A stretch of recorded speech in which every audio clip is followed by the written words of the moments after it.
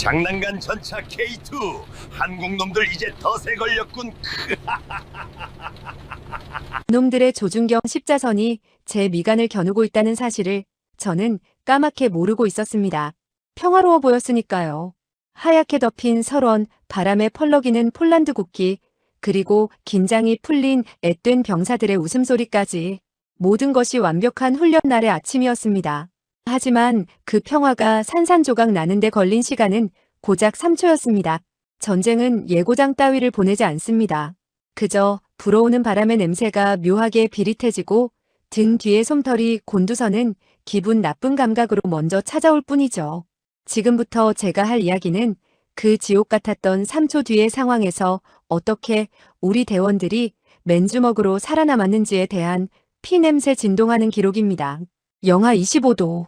대한민국 육군 최전방 철책선의 겨울도 혹독하지만 이곳 동유럽 폴란드 국경지대의 추위는 그 질감부터가 달랐습니다. 살갗을 베어내는 듯한 칼바람이 아니라 마치 젖은 수건으로 온몸을 감싸 얼리는 듯한 뼛속 골수까지 파고드는 묵직하고 끈적한 냉기였습니다. 속눈썹에 달라붙은 성에가 눈을 깜빡일 때마다 서로 엉겨붙어 시야를 방해했습니다. 저는 두꺼운 가죽 장갑을 낀 손으로 보안경을 거칠게 훔쳐내며 전차장 해치 밖으로 상반신을 내밀었습니다. 제 눈앞에는 대한민국이 낳은 최고의 걸작, 검은 표범 K2 흑표 전차 10대가 하얀 설원 위에 웅장하게 도열해 있었습니다. 우웅 1500마력의 거대한 디젤 심장이 내뿜는 배기음이 대지를 낮게 울리고 있었습니다. 전차의 후미 배기구에서 뿜어져 나오는 뜨거운 아지랑이가 주변의 눈을 순식간에 녹이며 피어올랐고 그 일렁임 너머로 폴란드군의 붉은색과 흰색 국기가 선명하게 펄럭이는 게 보였습니다. 저는 헬멧에 부착된 송수신기를 고쳤으며 폐부 깊숙이 들어오는 찬 공기를 들이마셨습니다. 머릿속이 쨍하게 울릴 정도로 차가운 공기가 정신을 번쩍 들게 했습니다. 이곳은 평화유지군도 단순 파병도 아닙니다. 전쟁 억지력을 위해 급파된 대한민국 육군 교관단의 훈련장. 그리고 저는 이 강철의 맹수들을 이끄는 사육사 강철민 중령입니다. 오늘 훈련은 단순한 기동 훈련이 아니다. 제 목소리가 무전망을 타고 각 전차에 탑승한 폴란드 신병들에게 전달되었습니다. 아직 솜털도 가시지 않은 20 초반의 청년들. 징집된 지 얼마 되지 않아 군기가 덜 든 녀석들도 있었지만 그들의 눈빛에는 동양에서 온 낯선 교관에 대한 호기심과 세계 최정상급 전차를 조종한다는 자부심이 뒤섞여 있었습니다. 이곳의 지형은 한국의 산악 지형과는 다르다. 끝없이 펼쳐진 평원, 그리고 곳곳에 숨겨진 늪지대와 침엽수림. 자칫하면 55톤짜리 쇳덩이가 눈 구덩이에 처박혀 오도 가도 못하게 된다. 이곳에서 K2의 유기압 현수장치가 어떤 위력을 발휘하는지 똑똑히 보여주겠다. 특히 자세 제어 기능은 실전에서 너희 생명을 지켜줄 유일한 동아줄이 될 것이다. 제 말이 끝나자마자 선두 차량인 1호차에서 패기 넘치는 복창 소리가 들려왔습니다. 알겠습니다, 교관님. 얀 소위, 준비 완료되었습니다. 얀. 유독 눈빛이 형형하던 그 친구였습니다. 훈련 첫날부터 저를 찾아와 러시아의 위협으로부터 조국을 지키고 싶다. 한국 전차가 세계 최고라는 것을 증명해달라며 서툰 영어로 질문을 쏟아내던 열정적인 장교였죠. 그의 목소리에는 자국을 지키겠다는 비장한 결기가 서려 있었습니다. 저는 피식 웃음을 흘리며 조종수에게 수신호를 보냈습니다. 전차 시동 상태 점검. 유압 계통 꼼꼼히 확인해. 이 날씨에 오일이 굳어서 서스펜션이 먹통되면 우린 그냥 비싼 고철 덩어리 안에 갇히는 꼴이다. 걱정 마십시오, 중령님. 이 녀석 강원도 철원 영하 30도 혹한기 훈련도 버틴 놈입니다. 엔진 소리 들어보십시오. 아주 짱짱합니다. 조종사박 상사의 너스레에 긴장이 조금 풀리는 듯 했습니다. 엉덩이를 타고 척추까지 전해지는 엔진의 규칙적인 진동. 전차병들에게는 어머니의 심장 박동보다 더 편안한 그 소리에 잠시 몸을 맡겼습니다. 모든 것이 완벽하게 통제된 훈련 상황이었습니다. 적어도 그 까마귀를 보기 전까지는 말입니다. 이상 징후는 아주 사소하고 은밀한 곳에서 시작되었습니다. 설원 위를 한가롭게 날아다니던 까마귀 떼가 갑자기 울음을 뚝 멈추더니 숲 반대편으로 급하게 날아갔습니다. 마치 무언가 거대한 포식자에게 쫓기듯이 말입니다. 바람의 방향이 바뀌었고 전차의 엔진 진동과는 묘하게 다른 아주 불쾌하고 둔탁한 진동이 지면을 타고 군화 밑창으로 스멀스멀 기어 올라오기 시작했습니다. 쿵, 쿵, 쿵. 이건 전차 엔진 소리가 아닙니다. 거대한 짐승이 땅속에서 몸을 뒤척이며 기어오는 소리. 20년군 생활 동안 수많은 전장을 누비며 발달한 재촉이 머릿속에서 시뻘건 경고등을 미친 듯이 울려댔습니다. 박상사 엔진 꺼. 네. 지금 예열 중인데 끄면 다시 걸 때. 당장 끄라고. 엔진 정지. 제 고함에 놀란 박상사가 황급히 시동을 껐습니다. K2 흑표의 거친 숨소리가 잦아들자 훈련장에는 무거운 정막만이 감돌았습니다. 그 고요함 속에서 그 소리는 더욱 명확하게, 더욱 공포스럽게 고막을 파고들었습니다. 콰득, 콰드득, 우지끈. 수십 개의 강철 궤도가 얼어붙은 대지를 지지기고 아름드리 나무를 부러뜨리며 다가오는 소리. 하나가 아니었습니다. 저는 반사적으로 쌍안경을 들어 국경선 너머의 빽빽한 침엽수림을 훑었습니다. 하얀 눈이 덮인 나무들 사이로 부자연스러운 그림자가 일렁이는 것이 보였습니다. 햇빛을 받아 번뜩이는 금속성의 차가운 광택, 그리고 숲의 어둠 속에서 번뜩이는 붉은색 광학 장비의 섬광. 그것은 오늘 훈련 스케줄에 없는 물건이었습니다. 폴란드군 사령부로부터 어떠한 통보도 받지 못했습니다. 그렇다면 답은 하나였습니다. 적 기습이다. 전원 해치다다. 밀폐 기동하라. 제 외침이 채 끝나기도 전이었습니다. 쇠액. 대기를 찢는 날카로운 파열음이 고막을 때렸습니다. 소리보다 먼저 충격이 닥쳤습니다. 전방 200m 지점에 있던 훈련 통제소 건물이 굉음과 함께 시뻘건 화염을 토해내며 산산조각이 났습니다. 쾅! 시간이 멈춘 듯 했습니다. 뒤이어 터진 폭발음이 전차의 장갑을 웅웅거리는 종처럼 때렸습니다. 폭풍에 휘말린 눈가루가 시야를 가렸고 하늘에서는 흙더미와 콘크리트 파편이 우박처럼 쏟아져 내렸습니다. 폭발의 진동이 흉곽을 강타해 숨이 턱 막혔습니다. 아, 내 눈. 눈이 안 보여.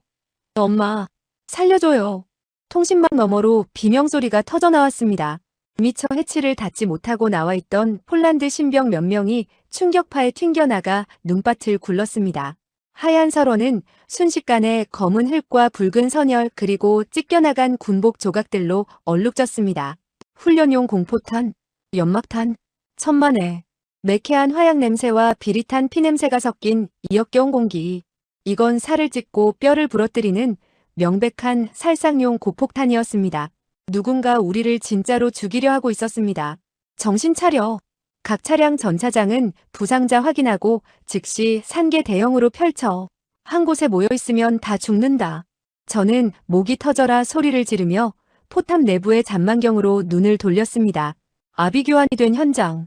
아직 상황 파악이 덜 된 폴란드 신병들은 공포에 질려 전차를 제자리에 세워둔 채 우왕좌왕하고 있었습니다. 실전 경험이 전무한 그들에게 동료가 눈앞에서 팔다리가 꺾인 채 쓰러지는 광경은 감당하기 힘든 지옥이었을 겁니다. 그때였습니다. 치지직, 치직, 마이크 테스트. 아군 전술 통신망에서 소름 끼칠 정도로 차분한 목소리가 흘러나왔습니다. 암호화된 우리 주파수를 뚫고 들어온 목소리. 그것은 짙은 러시아어 억양이 섞인 영어였습니다. 한국놈들 그리고 폴란드 애송이들. 비싼 장난감 탱크놀이는 이제 끝났다. 해킹이었습니다. 놈들은 이미 우리의 위치는 물론 통신 채널까지 완벽하게 장악하고 있었습니다. 저는 사격 통제 컴퓨터의 모니터를 주시하며 놈들의 발신 위치를 역추적하려 애썼습니다. 하지만 그럴 필요가 없었습니다. 숲의 경계선이 무너지며 거대한 강철 괴물들이 그 흉측한 모습을 드러냈기 때문입니다. 우지끈 쿵. 거대한 침엽수가 성냥개비처럼 꺾여 쓰러지며 육중한 전차 한 대가 숲 밖으로 튀어나왔습니다. 납작한 포탑, 덕지덕지 붙은 반응장갑, 그리고 포탑 정면에서 붉게 빛나는 눈아이 같은 교란장치. 저건 T-90? 아니, 최신 개량형 T-90M이다. 열상 장비 화면 속 차가운 숲속에서 시뻘건 열점들이 수없이 떠올랐습니다. 한두 대가 아니었습니다. T-90M을 선두로 BMP-3 장갑차와 보병들이 개미떼처럼 쏟아져 나오고 있었습니다. 국경을 넘은 명백한 침략 행위. 여기는 울프팩. 이 땅은 이제 우리가 접수한다. 목숨이 아까운 놈들은 전차를 버리고 꺼져라. 자비롭게도 3분을 주겠다. 울프팩. 그 이름을 듣는 순간 제 뇌리 속에 잊고 있던 끔찍한 기억이 스쳐 지나갔습니다. 동유럽과 아프리카 분쟁 지역에서 돈만 주면 민간인 학살도 서슴지 않는다는 악명 높은 민간 군사 기업 PMC. 정규군 마크를 떼고 러시아 정부의 더러운 일을 대신 처리해주는 미친 사냥개들. 놈들은 지금 이 상황을 전쟁이 아니라 토끼 사냥 정도로 즐기고 있는 게 분명했습니다. 놈들의 선두 전차가 포신을 천천히 돌려 도망치는 폴란드군 의무 차량을 조준하는 모습이 보였습니다. 쾅! 단 한 발. 의무 차량은 비명지를 새도 없이 화염 구덩이로 변해버렸습니다. 경고 사격이 아니었습니다. 놈들은 살인을 유희로 즐기고 있었습니다. 이 개자식들이. 저는 주먹으로 포수석의 등받이를 내리쳤습니다. 피가 거꾸로 솟는다는 게 이런 느낌일까요? 하지만 분노보다 더 큰 뱃속이 뒤틀리는 듯한 지독한 절망이 저를 기다리고 있었습니다. 교관님, 얀소위의 다급한 목소리가 들려왔습니다. 사격 통제 장치는 정상인데. 탄이 없습니다. 우린 빈 껍데기입니다. 쏘고 싶어도 쏠 게 없습니다. 아차 싶었습니다. 오늘 훈련은 기동 및 조종 숙달 훈련이었습니다. 안전사고 예방을 위해 각 전차에는 훈련용 연막탄과 공포탄, 그리고 기관총용 소구경 탄약만 적재되어 있었습니다. 저 두꺼운 반응장갑을 뚫을 대전차 날개 안정 분리철갑탄 APFSDS는 단 한 발도 없었습니다. 반면 저들은 완전 무장을 하고 작정하고 우리를 죽이러 온 굶주린 늑대 떼였습니다. 상황은 최악이었습니다. 탄약은 없고 아군은 패닉 상태이며 적은 압도적인 화력으로 포위망을 좁혀오고 있습니다. 도망쳐야 할까요? K2의 기동력이라면 저 구형 전차들 따위는 쉽게 따돌릴 수 있습니다. 하지만 우리가 등을 돌리는 순간 저들은 마을로 진입하여 민간인들을 학살할 것입니다. 그리고 무엇보다 대한민국 육군 장교로서의 자존심이 도망을 허락하지 않았습니다. 저는 덜덜 떨고 있는 포수 김하사를 바라보았습니다. 그리고 흔들리는 눈빛의 조종수 박상사를 백미러로 쳐다보았습니다. 그들의 눈빛이 묻고 있었습니다. 중령님, 우리 죽는 겁니까? 박상사, 김하사. 네, 중령님. 우리가 여기서 물러나면 저 늑대 새끼들이 우리 제자들을 다 물어 죽일 거다. 그리고 한국 전차는 겁쟁이들이 타는 고철이라고 소문이 나겠지. 그렇게 둘 수는 없다. 저는 떨리는 손으로 마이크를 꽉 잡았습니다. 가죽 장갑이 뽀드득 소리를 냈습니다. 20년 전 임관식 때 다짐했던 선서를 떠올리며 가장 차분하고 가장 단호한 목소리로 명령을 내렸습니다. 후퇴는 없다. 전차장 강철민, 현시간부로 훈련 상황을 종료하고 실제 전투 상황으로 전환한다. 하지만 중령님, 탄이 없지 않습니까? 뭘로 싸웁니까? 자살 행위입니다. 얀소위의 절규에 가까운 외침. 저는 입가에 서늘한 미소를 띠며 대답했습니다. 얀소위, K2 흑표는 단순히 포만 쏘는 물건이 아니다. 이 녀석은 55톤짜리 쇳덩어리지만 동시에 스포츠카보다 민첩한 맹수다. 놈들에게 보여주자. 한국산 호랑이가 이빨 없이도 어떻게 사냥을 하는지. 전원, 내 뒤를 따르라. 전투 기동 실시. 웅웅웅. 다시 한번 흑표의 엔진이 굉음을 토해냈습니다. 포탄은 없지만 우리에게는 세계 최고의 엔진과 서스펜션이 있습니다. 죽음의 문턱에서 강철의 맹수들이 비로소 시퍼런 눈을 떴습니다. 전원 급속 후진. 연막탄 전개. 제 명령이 떨어지기가 무섭게 K2 흑표의 포탑 측면에 부착된 다영역 연막탄 발사기가 펑펑 소리를 내며 터졌습니다. 자욱한 백색 연기가 전차 주변을 감싸며 시야를 차단했습니다. 적의 레이저 무기 거리 측정기를 교란하기 위한 1차적 방어 수단이었습니다. 하지만 이것은 시간을 벌기 위한 눈속임일 뿐입니다. 진짜 생존 본능은 전차의 심장 파워팩에서 터져나왔습니다. 우웅 쾅! 1500마력의 디젤 엔진이 비명을 지르며 거대한 피스톤을 미친 듯이 돌려댔습니다. 55톤의 강철 덩어리가 정지 상태에서 시속 32km에 도달하는데 걸리는 시간은 단 7초.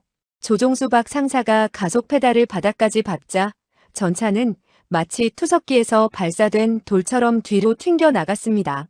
엄청난 지포스 중력 가속도가 몸을 뒤로 젖히게 만들었고 무한 궤도가 긁어낸 눈과 흙이 거대한 폭포수처럼 하늘로 치솟았습니다. 쾅! 쾅! 우리가 서 있던 자리에 적의 125mm 활강포탄이 장렬했습니다. 불과 1초 차이였습니다. 우리가 굼뜬 구형 전차를 타고 있었다면 지금쯤 불타는 고철 속에서 비명조차 지르지 못하고 녹아내렸을 겁니다. 폭발의 충격파가 차체를 흔들었지만 K2는 이미 유령처럼 연기 속으로 사라진 뒤였습니다. 제기랄, 저놈들 조준이 정확해. 레이저 무기 경보 장치 LWR가 미친 듯이 울립니다. 포수 김하사의 외침.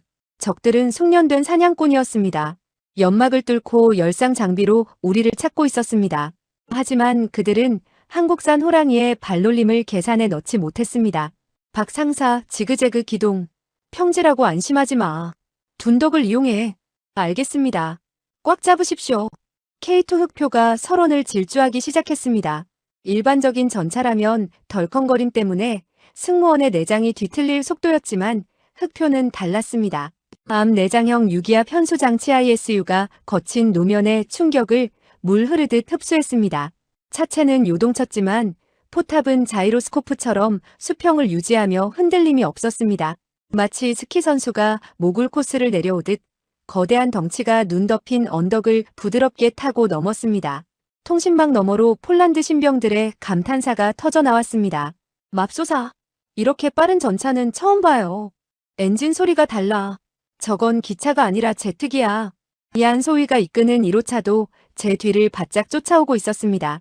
T-70이나 PT-91 같은 구형 동구권 전차에 익숙했던 그들에게 험지에서 시속 60km를 가볍게 넘기는 K2의 기동력은 그야말로 문화 충격이었을 겁니다.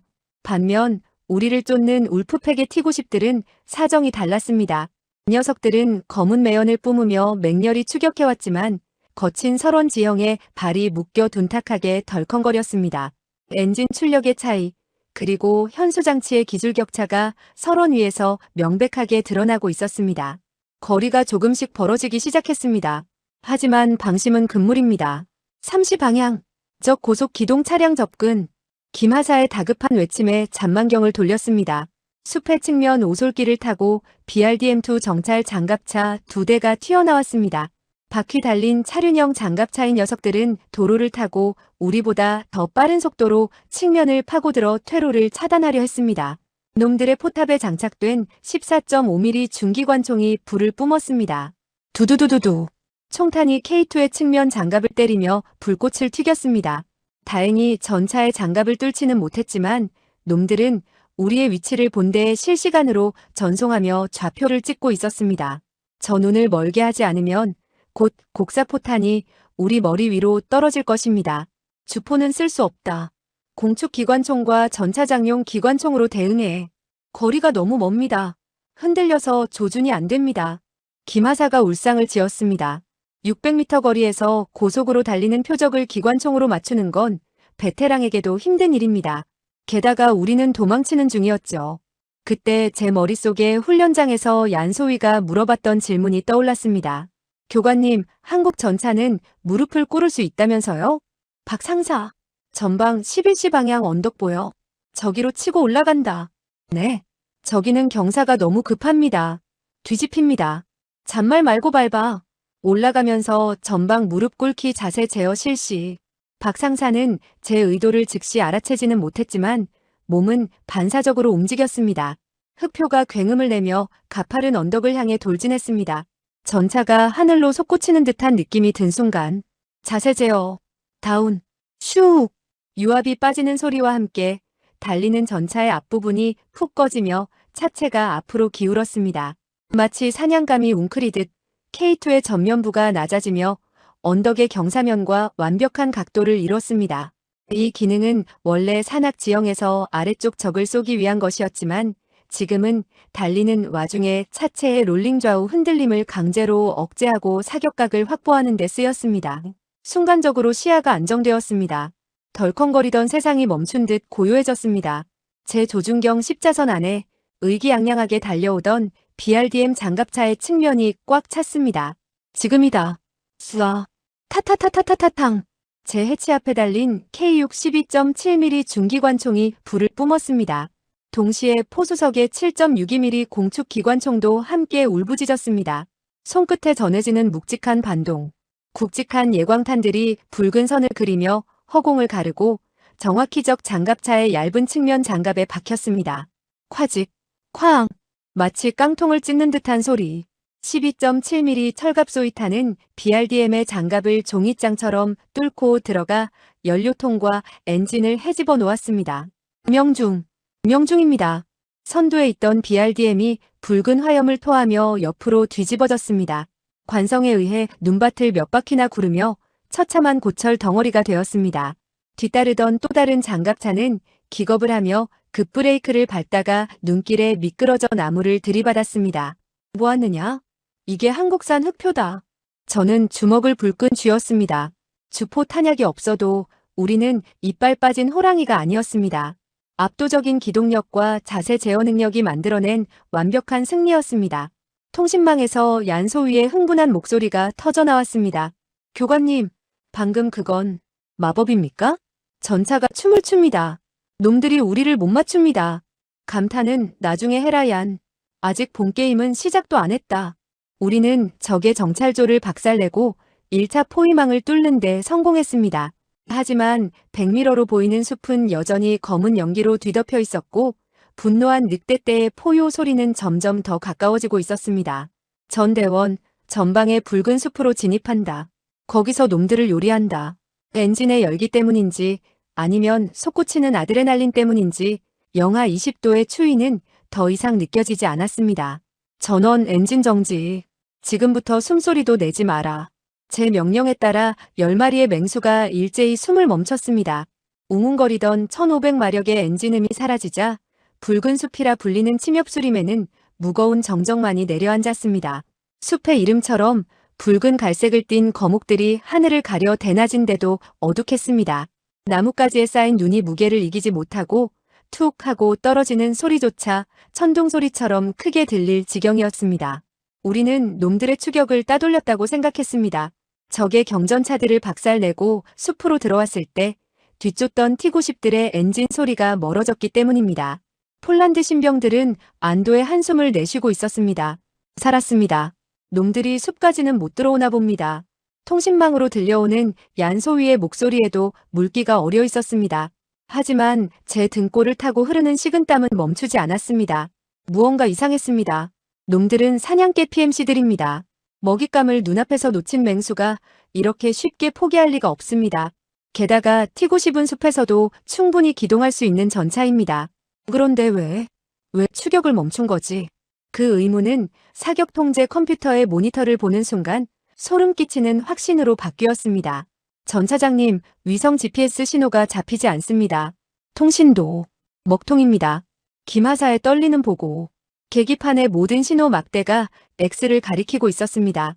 단순한 지형 탓이 아니었습니다. 이것은 강력한 광대역 재밍, 즉 전파 방해 공격이었습니다. 이런 젠장. 당했다. 우리가 도망친 게 아니었습니다. 놈들이 우리를 이곳으로 몰아넣은 것이었습니다. 탁 트인 설원에서는 K2의 기동력을 따라잡을 수 없으니 기동이 제한되고 시야가 꽉 막힌 이 숲이라는 감옥으로 우리를 유인한 것입니다. 치지직, 삑. 그때 먹통이 된 줄 알았던 통신기에 다시 그 불길한 목소리가 들려왔습니다. 재밍을 뚫고 들어오는, 아니 우리 주파수만 열어놓고 농락하는 이반의 목소리였습니다. 쥐새끼들이 드디어 쥐덫에 들어갔군. 붉은 숲은 묘지로 쓰기에 아주 아늑한 곳이지. 그의 비웃음과 함께 숲의 어둠 속에서 수십 개의 붉은 점들이 허공에 떠올랐습니다. 반딧불이? 아니, 그보다 훨씬 기계적이고 차가운 불빛, 드론이었습니다. 자폭용 드론들이 나뭇가지 사이사이에 매달려 시퍼런 카메라 렌즈로 우리를 내려다보고 있었습니다. 그리고 동시에 전차 내부의 경보 시스템이 미친 듯이 울부짖기 시작했습니다. 경고. 레이저 무기 피탐. 경고. 다수의 대전차 미사일 조준 감지. 3시 방향, 9시 방향, 12시 방향. 사방이 적입니다. 포수 김하사가 비명을 질렀습니다. 숲의 나무들 뒤에서, 눈더미 아래에서 위장망을 쓴 보병들이 일제히 일어났습니다. 그들의 어깨에는 RPG-7 로켓과 코넷 대전차 미사일이 들려 있었습니다. 전차전이 아니었습니다. 전차에게 가장 취약한 매복 보병에 의한 근접 사냥이었습니다. 우리는 완벽하게 포위되었습니다. 나무 때문에 포신을 돌리기도 힘든 좁은 공간. 사방에서 날아올 미사일을 피할 공간은 없었습니다. 교관님, 놈들이 쏘려고 합니다. 침착해. 포탑 돌리지 마. 놈들을 자극하지 마라. 저는 필사적으로 외쳤습니다. 지금 포신을 움직이면 바로 발사 버튼을 누를 기세였습니다. 이반은 우리가 공포에 질려 떠는 모습을 즐기고 있는 게 분명했습니다. 한국의 K2 전차. 소문은 많이 들었지. 하지만 이 거리에서 사방에서 날아오는 미사일을 막을 수 있을까? 내 놈들의 그 얇은 상부 장갑이 버틸 수 있을까? 놈의 말이 맞았습니다. 전면 장갑은 세계 최강을 자랑하는 흑표지만 측면과 상부는 대전차 미사일에 취약할 수밖에 없습니다. 게다가 우리는 대응할 고폭탄도 없습니다. 기관총만으로 저 숲속의 숨은 수백 명의 보병을 상대하는 건 불가능했습니다. 절망적인 상황. 하지만 그때 제 눈에 이 숲의 지형이 들어왔습니다. 빽빽한 나무들, 그리고 바닥에 깔린 두꺼운 얼음층. 이곳은 단순한 숲이 아니라 겨울철에만 얼어붙는 늪지대였습니다.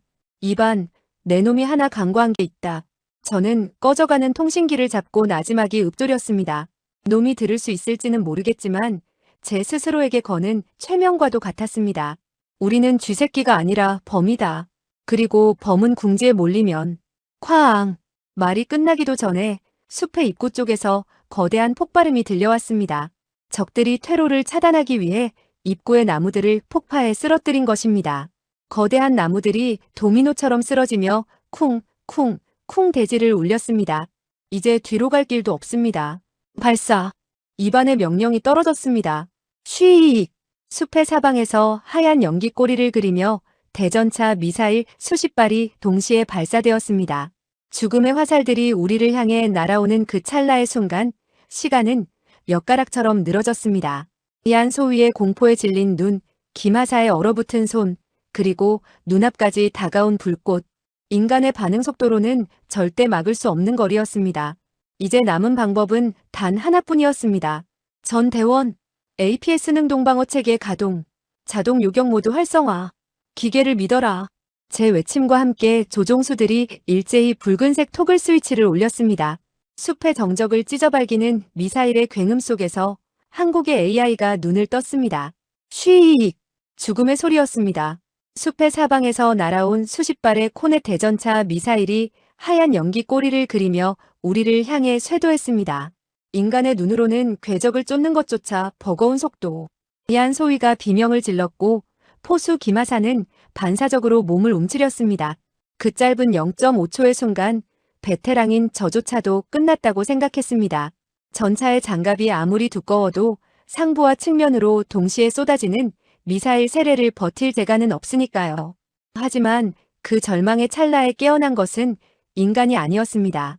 대한민국 국방과학연구소 ADD가 피땀 흘려 빚어낸 인공지능 한국형 능동 방어 시스템 APS였습니다. 위협 감지, 대응탄 발사, 기계적인 음성 안내가 끝나기도 전에 K2 흑표의 포탑 측면에 장착된 대응탄 발사기가 불을 뿜었습니다. 파파파팡, 쾅! 마치 전차 주변에 보이지 않는 강철 우산을 펼친 것 같았습니다. 전차로 쇄도하던 적의 미사일들이 차체에 닿기도 전 공중에서 무언가에 부딪힌 듯 잇따라 폭발했습니다.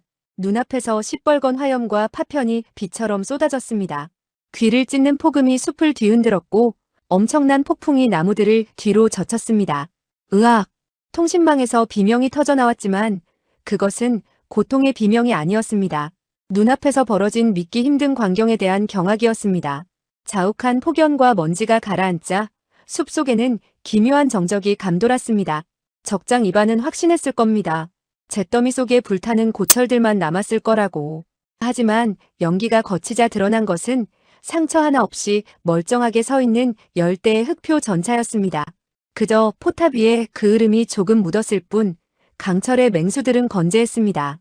날아오던 미사일을 정확히 10m 전방에서 요격용 산탄으로 격추시켜버린 것입니다. 뭐야?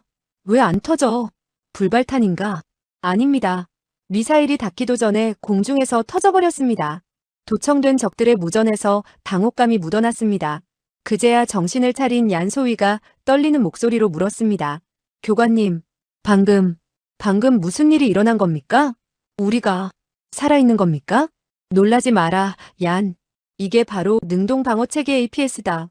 날아오는 파리도 격추시키는 한국의 기술이지. 저는 짐짓태연하게 말했지만 등 뒤는 식은땀으로 흠뻑 젖어 있었습니다. 실전에서 이토록 완벽하게 작동할 줄은 저도 몰랐으니까요. 한편 이 시각 폴란드 작전사령부 상황실. 대형 스크린을 통해 드론이 전송하는 실시간 전투 영상을 지켜보던 폴란드 장성들과 나토 관계자들은 꿀먹은 벙어리가 되어 있었습니다. 숲속에서 번쩍이는 폭발 섬광, 그리고 멀쩡히 걸어나오는 K2 전차의 모습. 그것은 현대전의 상식을 파괴하는 장면이었습니다. 믿을 수가 없군. 저거리에서 코넷 미사일 집중 포화를 막아냈다고. 미 육군 파견단장인 스미스 대령이 쓰고 있던 안경을 고쳤으며 중얼거렸습니다. 이스라엘의 트로피 시스템보다 반응 속도가 빨라. 게다가 산탄 방식이라 주변 보병 피해도 최소화했어. 저건 전차가 아니야. 움직이는 요세포 트러스야. 옆에 있던 폴란드 국방부 장관은 주먹을 꽉 쥐고 있었습니다. 그의 눈에는 확신이 차오르고 있었습니다. 한국 정부 말이 사실이었어. 스펙상의 과장이 아니었단 말이다. 당장 한국 측에 연락해. 2차 인도분 물량 최대한 빨리 당겨달라고 해. 영국의 BBC 방송은 긴급 속보를 타전했습니다. 브레이킹 뉴스, 폴란드 국경의 기적. 한국산 전차 미사일 비를 뚫고 생존. 화면 하단에는 K-웨폰 게임체인저 전장의 판도를 바꾸다라는 자막이 붉게 깔리고 있었습니다. 다시 붉은 숲의 전장. 적들은 혼란에 빠졌습니다. 필살기였던 대전차 미사일 매복이 무위로 돌아가자 보병들은 동요하기 시작했습니다. 쏠 무기는 있는데 쏘면 막히고 위치만 발각되니 공포에 질린 것입니다. 이반 대장, 놈들은 괴물입니다. 미사일이 통하질 않습니다. 닥쳐. 다시 쏴. 쏠 수 있는 건 다 쏟아부어. RPG, 박격포 전부 다. 입안에 악에 바친 고함. 하지만 이번엔 우리가 당하고만 있지 않았습니다. APS 레이더는 미사일을 요격함과 동시에 미사일이 날아온 원점을 정확하게 역추적하여 사격 통제 컴퓨터에 좌표를 띄웠습니다. 표적 식별 완료. 다수 표적 자동 추적 중. 제 눈앞의 모니터에 숲속 곳곳에 숨은 적들의 위치가 붉은 네모박스로 표시되었습니다. 보이지 않는 적? 아니요. 한국의 기술력 앞에서는 숨을 곳 따위는 없었습니다. 전 대원 들리는가? 놈들이 우리에게 위치를 가르쳐줬다. 저는 입가에 서늘한 미소를 띠며 포탑을 돌렸습니다. 이제 우리가 답례를 할 차례다. APS가 찍어준 좌표대로 공중 폭발탄 장전. 단순한 고폭탄이 아니었습니다. 적들의 머리 위에서 터져 파편을 비처럼 뿌리는 참호 속의 적을 잡는 귀신. K2의 주포가 숲의 어둠을 향해 천천히 그리고 정확하게 조준되었습니다. 한국의 기술을 맛본 소감이 어떠냐, 늑대들. 공수는 1초 만에 뒤바뀌었습니다. 이제 사냥꾼은 우리였습니다. 숲은 일순간 기묘한 정적에 휩싸였습니다. 방금 전까지만 해도 우리를 찢어발길 듯 쇄도하던 수십 발의 대전차, 미사일이 허공에서 불꽃놀이처럼 산화해버린 직후였습니다. 자욱한 연기 너머로 적들의 거친 숨소리와 당혹감에 찬 웅성거림이 전차의 외부 마이크를 통해 생생하게 전해져 왔습니다. 그들은 이해하지 못하고 있었습니다. 어떻게 전차가 미사일을 스스로 막아내는지 그들의 상식으로는 도저히 납득할 수 없는 마법 같은 일이 벌어졌으니까요. 하지만 이것은 마법이 아니라 대한민국 엔지니어들이 밤을 새워 깎아 만든 차가운 과학기술의 승리였습니다. APS 레이더가 역추적한 적들의 위치 데이터가 사격 통제 컴퓨터로 쏟아져 들어왔습니다. 붉은 점들이 모니터를 가득 채웠습니다. 나무 뒤, 바위 밑, 얕게 파놓은 참호 속. 놈들은 자신들이 안전하게 은폐해 있다고 믿고 있을 겁니다. 전차포는 직사무기이니 장애물 뒤에 숨으면 맞지 않을 거라고 착각하고 있겠지요. 교관님, 적 보병 위치 확인됐습니다. 하지만 얀 소위의 목소리에는 여전히 주저함이 묻어 있었습니다. 우리에겐 전차를 잡는 관통 탄날탄이 없습니다. 지금 적재된 건 장애물 개척 훈련용 고폭탄 뿐입니다. 저걸로는 적 전차의 장갑을 뚫지 못합니다. 맞습니다. 우리가 가진 탄약은 대전차전에는 무용지물인 고폭탄 뿐이었습니다. 하지만 얀소위가 간과한 것이 하나 있었습니다. 지금 우리를 노리는 가장 치명적인 위협은 적의 전차가 아니라 숲속에 숨어 미사일을 날려대는 저보병들이라는 사실을 말입니다. 그리고 이 고폭탄에는 한국군만이 운용하는 특별한 신관이 장착되어 있다는 사실도요. 이한 소위, 잘 들어라. 우린 지금 탱크를 잡는 게 아니다. 쥐새끼들을 잡는 거다. 저는 차가운 미소를 지으며 포수 김하사에게 명령했습니다. 신관 설정 모드 변경. 목표물 상공 5m. 스마트 공중 폭발 모드 세팅해.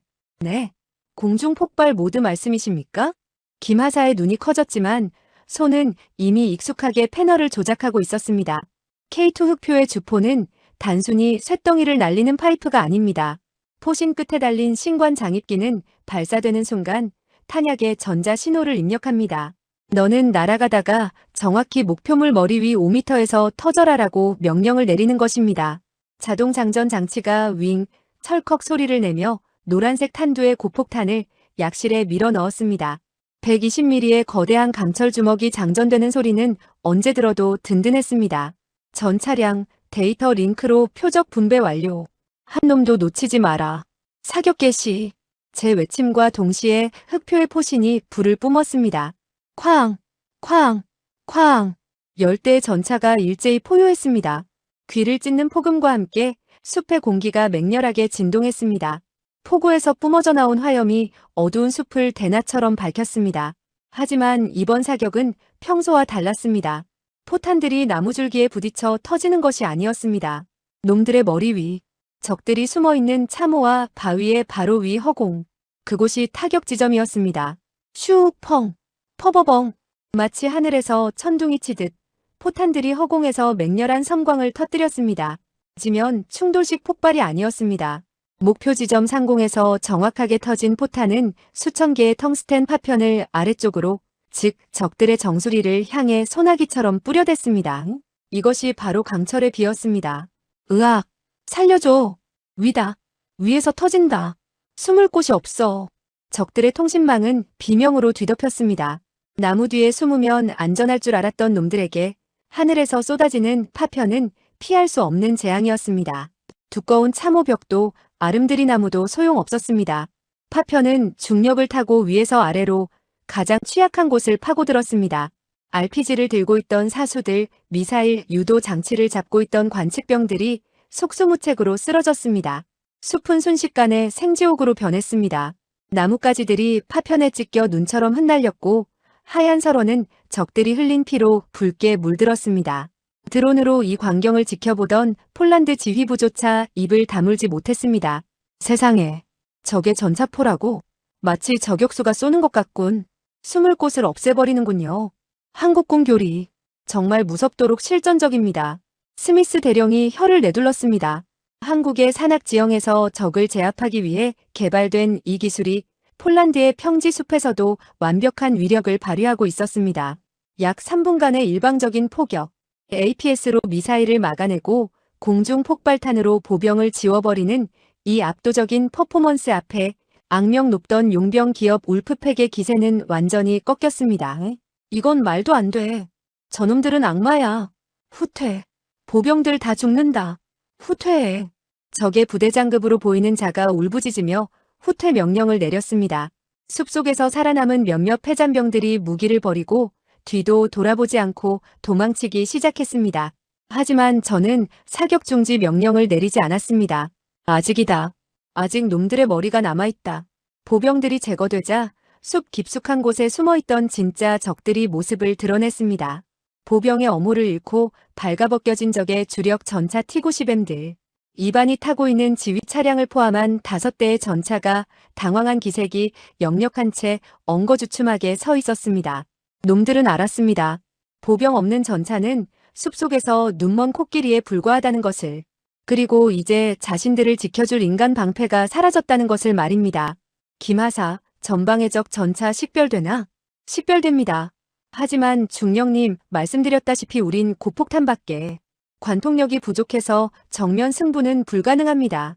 김하사의 말대로였습니다. 보병은 쓸어버렸지만 여전히 우리에겐 적 전차의 두꺼운 전면 장갑을 뚫을 송곳이 없었습니다. 고폭탄으로 T-90의 반응 장갑을 뚫는 건 계란으로 바위치기나 다름없었죠. 적장 이반도 그 사실을 눈치챘는지 도망치려던 전차를 멈추고 다시 포신을 우리 쪽으로 돌렸습니다. 하하, 탄이 떨어졌나 보군. 그래, 고폭탄으로는 내 장갑을 못 뚫지. 이제 끝장을 보자, 한국놈들.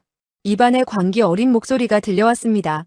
놈은 T-90의 125mm 주포를 믿고 최후의 돌격을 감행하려 하고 있었습니다. 하지만 그는 모르는 게 있었습니다. 궁지에 몰린 맹수가 가장 위험하다는 것을. 그리고 제가 이끄는 이 제자들이 더 이상 어제까지의 겁쟁이 신병이 아니라는 것을. 전 대원 들리는가? 잘 들립니다, 교관님. 얀소위의 목소리는 이제 완전히 달라져 있었습니다. 두려움은 사라지고 전장의 열기 속에 단련된 강철 같은 결기가 느껴졌습니다. 적은 우리가 이빨이 없다고 생각하고 덤벼든다. 그렇다면 보여줘라. 호랑이는 이빨이 없으면 앞발로 쳐서라도 뼈를 부러뜨린다는 것을. 저는 조종수 박 상사의 어깨를 툭 쳤습니다. 박 상사 준비됐나? 우리가 제일 잘하는 거. 물론입니다, 중령님. 들이받아 버리겠습니다. 우웅. K2 흑표의 엔진이 붉은 숲을 찢어질 듯 울리며 RPM을 한계치까지 끌어올렸습니다.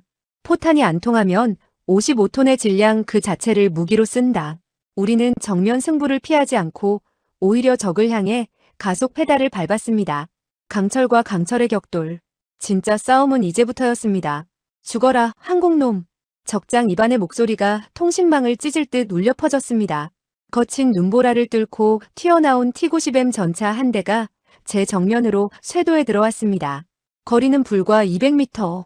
전차전이라기보다는 차라리 투우장의 솥싸움에 가까운 초근접 거리였습니다.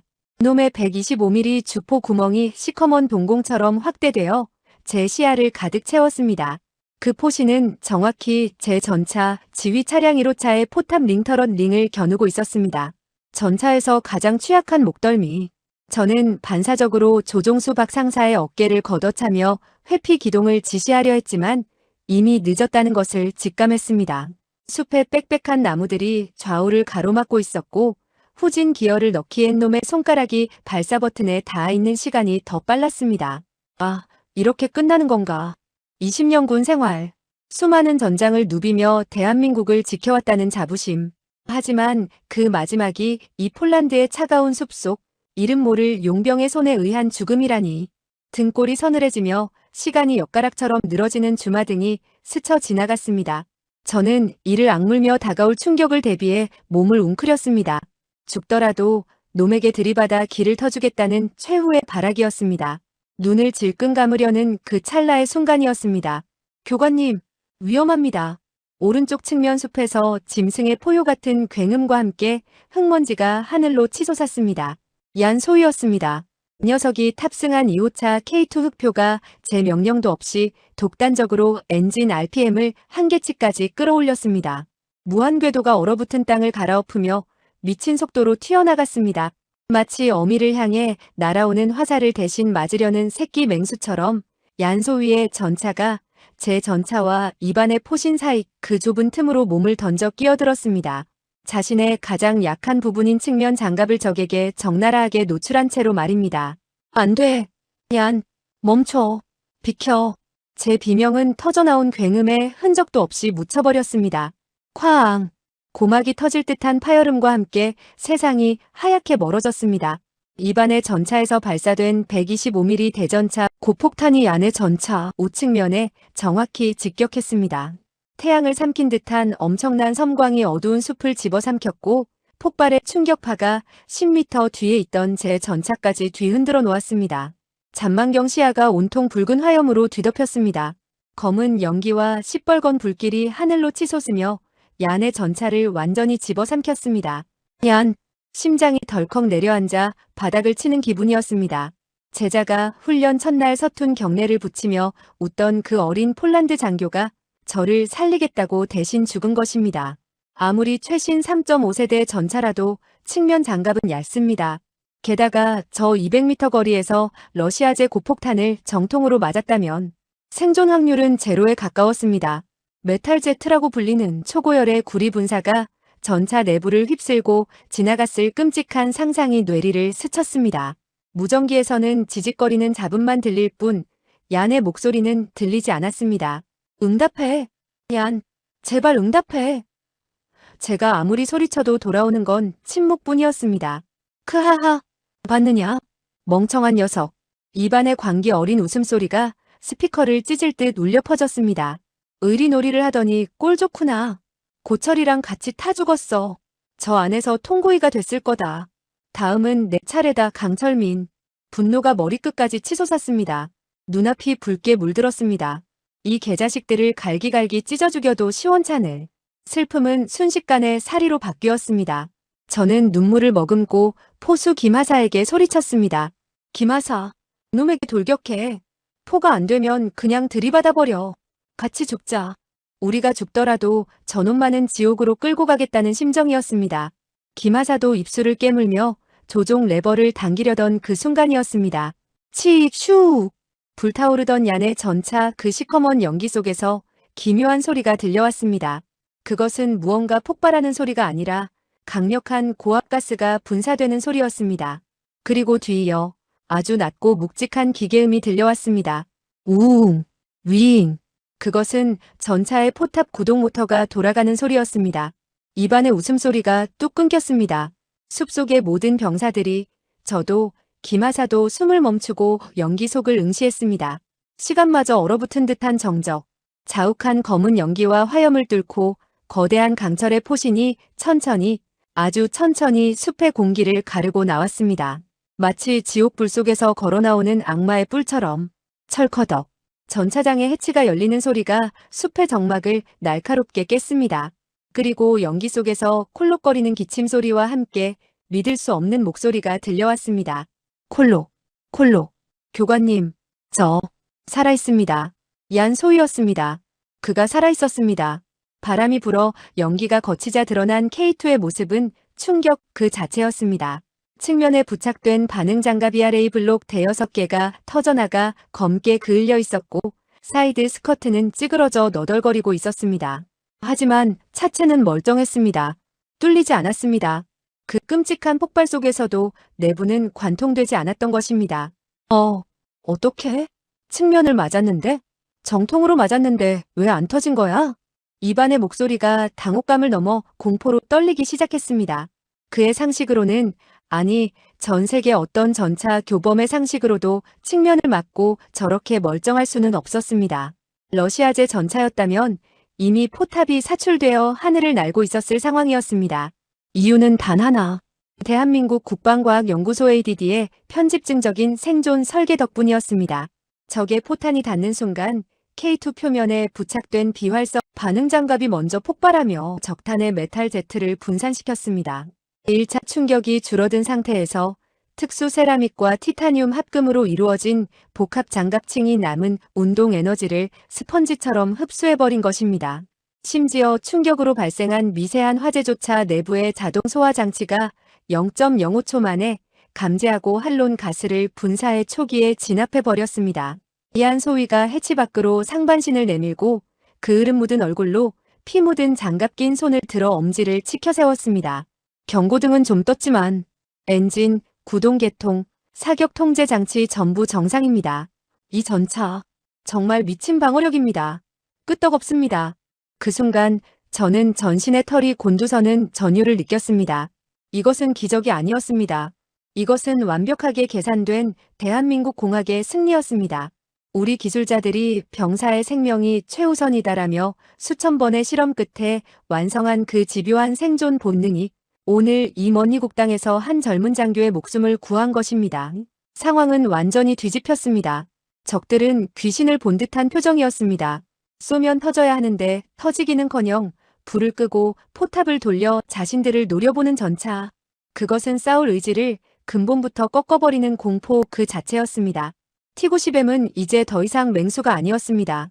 불사신 앞에 선 겁먹은 강아지에 불과했습니다. 말도 안 돼. 저게 전차라고? 저건 괴물이야. 대장, 도망쳐야 합니다.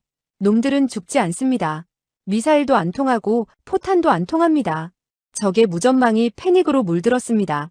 입안에 T-90M이 주춤하며 뒤로 물러서기 시작했습니다. 궤도가 미끄러지며 허둥지둥하는 모습이 역력했습니다. 공포에 질린 늑대가 꼬리를 내리는 순간이었습니다. 저는 눈가에 맺힌 눈물을 거칠게 닦아냈습니다. 안도감은 순식간에 차가운 아주 냉철한 살기로 바뀌었습니다. 저는 마이크를 꽉 쥐었습니다. 장갑이 찢어질 듯 힘이 들어갔습니다. 얀 소위 훌륭했다. 내가 한국 전차의 맷집을 전 세계에 증명했어. 감사합니다, 교관님. 이제 반격해도 되겠습니까? 그 녀석의 목소리에 자신감이 넘쳐 흘렀습니다. 죽음의 문턱을 넘고 돌아온 전사는 더 이상 두려울 게 없었으니까요. 그래, 이제 봐주는 건 없다. 탄약이 없다고. 아니, 우리에겐 아직 전차 자체가 남아있다. 저는 도망치려는 입안의 전차를 조준경 중앙에 넣으며 통신망 전체에 나지막이 하지만 서리발처럼 차갑게 명령했습니다. 놈들에게 알려줘라. 대한민국 전차를 건드린 대가가 어떤 것인지. 지옥 끝까지 쫓아가서 씹어먹어라. 죽지 않는 불사신들의 군단. 열대의 K2 흑표가 일제히 엔진을 포효하며 겁먹은 늑대들을 향해 전진 기어를 넣었습니다. 사냥꾼과 사냥감의 위치가 이제 영원히 바뀌었습니다. 전원 하객진 대형으로 상계. 놈들의 측면을 쳐라. 제 명령과 함께 열대의 K2 흑표가 부채꼴 모양으로 넓게 퍼지며 설원을 질주하기 시작했습니다. 도망치는 입안의 T-90M 부대는 이미 전의를 상실한 오합지졸에 불과했습니다. 그들은 숲을 빠져나와 국경 너머로 필사적으로 도주하고 있었지만 그것은 흑표라는 맹수 앞에서는 무의미한 몸부림이었습니다. 속도 차이가 너무 컸습니다.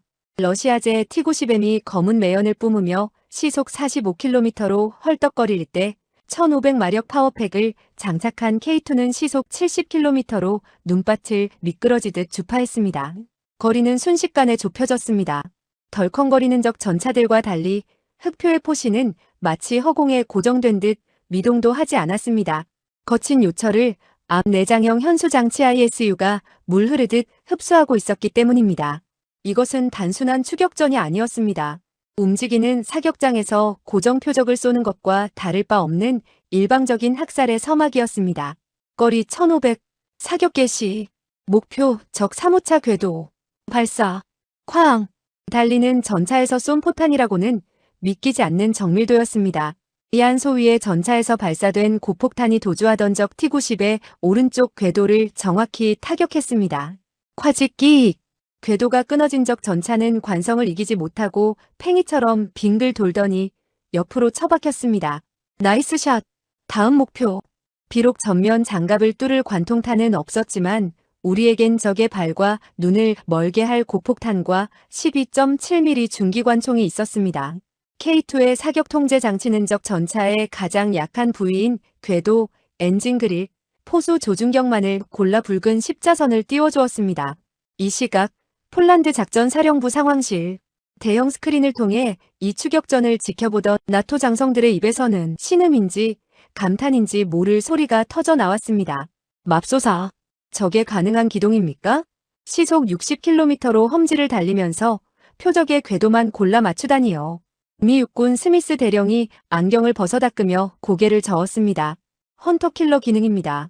전사장이 다음 표적을 찍어주면 포수는 방아쇠만 당기면 되죠. 한국군의 사격 통제 시스템은 우리가 아는 상식을 10년은 앞서 있습니다. 이건 전투가 아니라 외과 수술 수준의 정밀 타격입니다. 화면 속에서 또 다른 T-92 엔진룸을 피격당해 시뻘건 불길을 내뿜으며 멈춰 섰습니다. 나토 장교들은 침을 꿀꺽 삼켰습니다. K방산의 위력이 전 세계에 생중계되는 순간이었습니다. 다시 전장. 살려줘. 항복하겠다. 통신망을 통해 적들의 비명 섞인 애원 소리가 들려왔습니다. 하지만 저는 냉정했습니다. 항복은 포신을 돌리고 나와서 해라. 도망치는 놈에게 자비는 없다.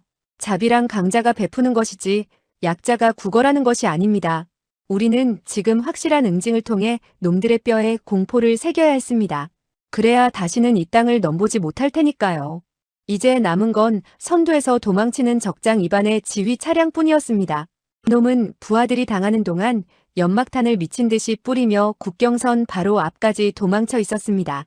저놈만큼은 내가 잡는다. 박상사 오버부스트. 밟아. 꽉 잡으십시오. 날아갑니다. 우웅쾅. 엔진이 비명을 지르며 흑표가 마지막 힘을 짜냈습니다.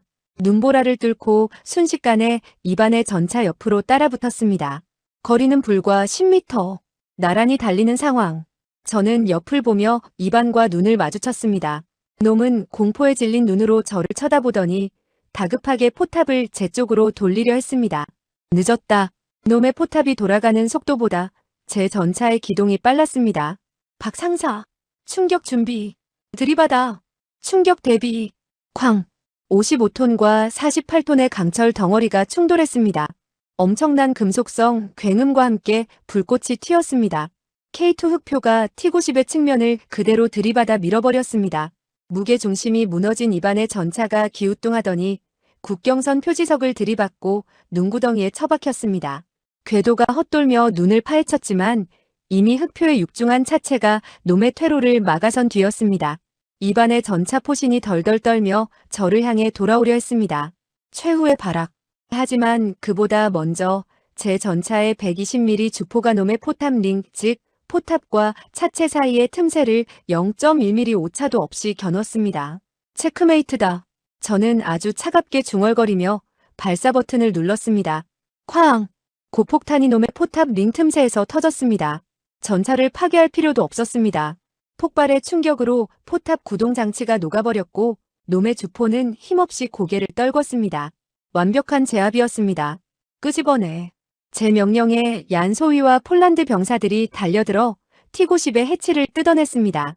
연기 자욱한 전차 안에서 피투성이가 된 이반이 질질 끌려 나왔습니다. 30분 전만 해도 한국 전차는 장난감이라며 비웃던 그 오만함은 온데간데 없었습니다.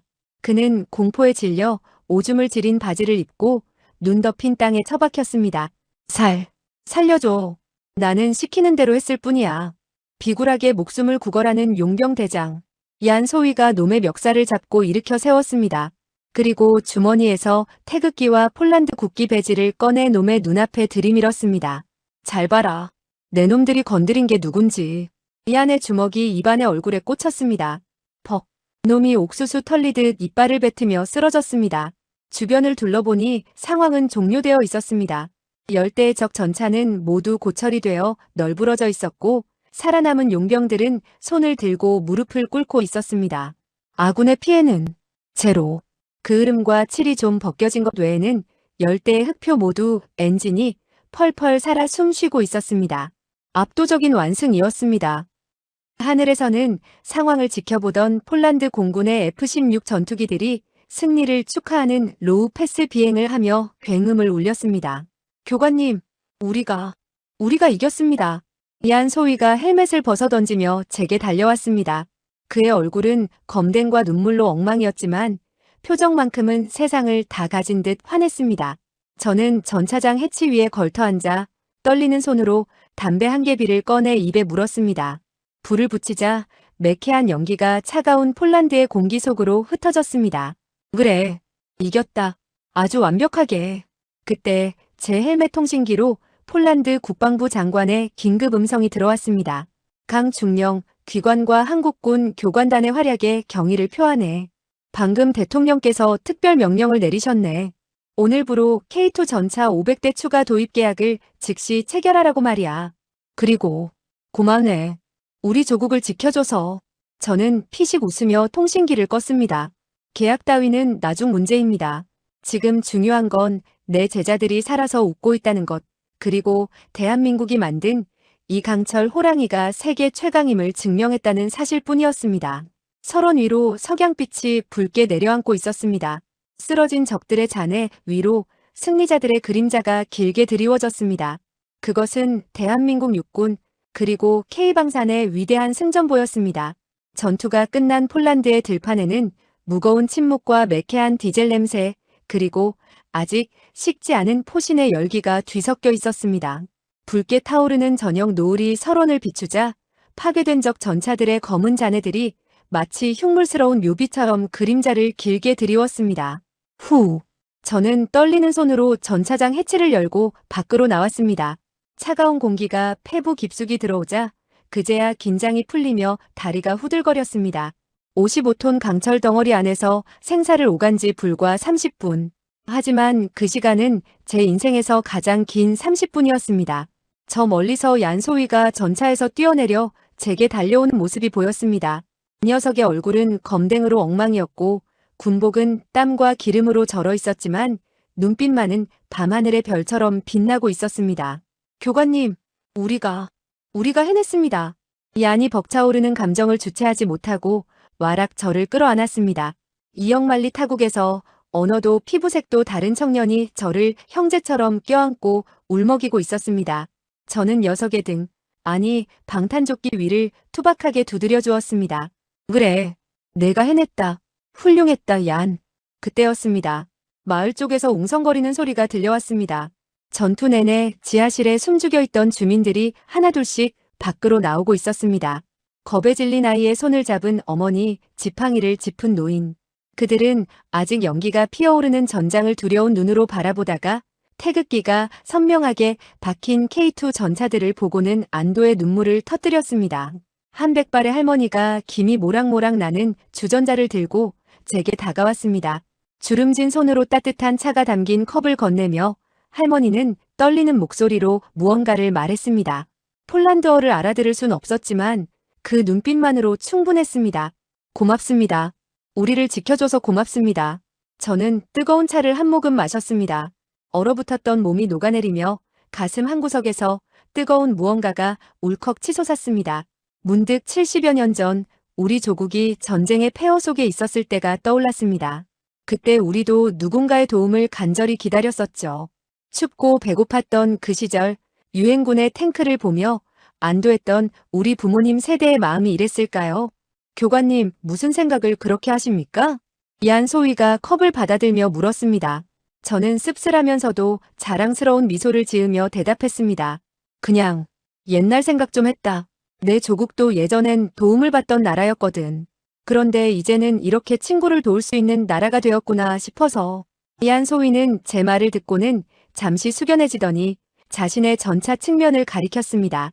시커멓게 그을리고 장갑이 패어나간 상처. 그 흉터는 얀이 저를 위해 목숨을 걸었다는 증거였습니다. 교관님, 이 전차의 상처 수리하지 않을 겁니다. 페인트 칠만 다시 할 겁니다. 이게 바로 우리가 혈맹이라는 증거니까요. 혈맹, 피를 나눈 형제. 저는 고개를 끄덕였습니다. 우리는 오늘 단순히 무기를 팔러 온 비즈니스 파트너가 아니라 생명을 나누는 전우가 되었습니다. 치지직. 강철민 중령, 여기는 사령부. 전대원 무사한가? 복귀하라. 오늘 밤은 보드카가 동날 준비를 해야 할 거다. 통신망 너머로 들려오는 사령관의 유쾌한 목소리에 대원들이 와. 하고 환호성을 질렀습니다. 긴장이 풀린 병사들이 서로 어깨동무를 하고 승리를 만끽했습니다. 자, 돌아가자. 따뜻한 밥 먹으러. 저는 다시 전차 위에 올랐습니다. 시동을 걸자 K2 흑표가 기분 좋은 진동을 울리며 깨어났습니다. 석양을 등지고 부대로 복귀하는 흑표의 행렬. 그 당당한 뒷모습을 보며 폴란드 아이들이 손을 흔들고 있었습니다. 저는 마지막으로 포탑 위에 서서 멀어지는 마을과 주민들을 향해 그리고 저 하늘 어딘가에서 우리를 지켜보고 계실 호국영령들을 향해 천천히 손을 올렸습니다. 가장 절도 있고 가장 경건한 자세로 충성. 대한민국을 응원하시면 구독, 좋아요, 댓글로 남겨주세요.